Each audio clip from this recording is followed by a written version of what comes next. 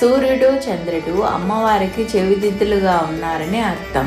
ఈ సృష్టిలో అనేక కోట్ల సూర్యులు చంద్రులు ఉన్నారు. అందుకే వేదంలో సూర్య చంద్రౌస్థనే దేవ్యాః తా వేవనయనే స్మృతి ఉభౌ తాటంక యుగులమిత్యేష వైదికీ శృతి అని చెప్పబడింది. సూర్య చంద్రులు అమ్మవారికి నేత్రాలు మరియు స్థనాలు, అవే అమ్మవారి కర్ణాభరణాలు అన్నమాట.